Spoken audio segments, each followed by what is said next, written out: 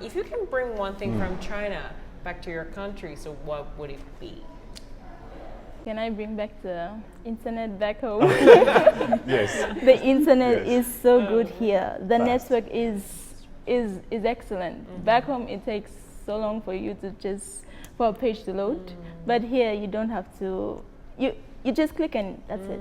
I'm takes curious, is it in South Africa, internet is slow and it's so expensive? Yeah. Is it the same with It's, you it's guys? the same because The we use same. satellites, Oh yes. not the submarine cables. So Yes. satellite maintenance fee is more expensive Very than high. yeah, and we Oh, don't it have is. much competition. Same. So Yeah, yeah, or it's similar, I quite should say. expensive.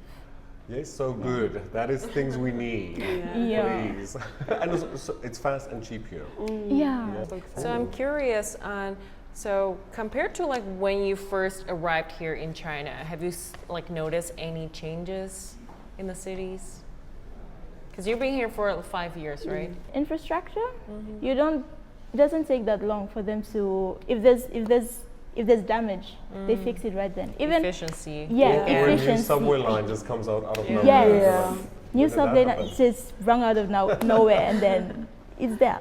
It's really interesting how China is always there to fix the infrastructure. The infrastructure is really nice. Even now, you may not, like for me compared to our roads back home, I would not see any difference, but there will be construction going on, repairing Or like a going on. year.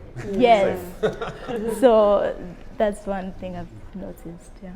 So I'm guessing some of you are excited to go back and take back what you've learned. So some of you guys were saying we'd love to come back. How about who's excited to take some of the skills back home?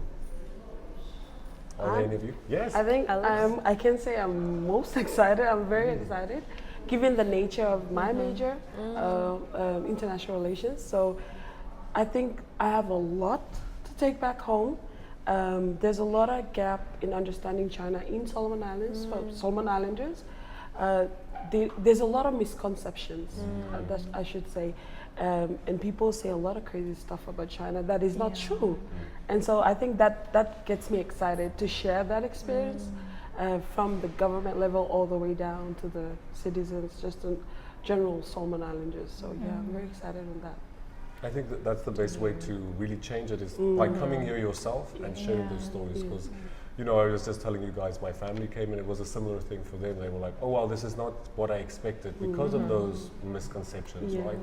Yeah, so Yeah, that's, all my friends from like on other countries, like after they came to China, they all had the same thought. Oh, I didn't know like China is like this. Like it's not like on how they know from like on other medias and all that. Yeah. It's always interesting to me because it does seem like that is a common experience. So you mentioned there's a lot of Guangdong people where you're from. Yeah. So talk to us a little bit about the Chinese presence, or how do you see the Chinese presence in your home countries? Okay, so yeah, we have a lot of Chinese, Guangdong, right? I should say in Chinese. So they come around 1960s early as traders, and they are mainly involved in the business sector, like trading goods and stuff like that. But that's all we know. That's all we know about China, like dealing with them in trade and all that. But there's more to that when you're in China. And I think I usually tell my friends and family back home that China changes you. Like once you're in China, you will never be the same. You will look at it in a different, whole new perspective, and you will also appreciate it more, the people, the culture. So yeah, we do have a lot of Guangdong Ren, but that's all we have, like back in the country, but not everything that China has to offer.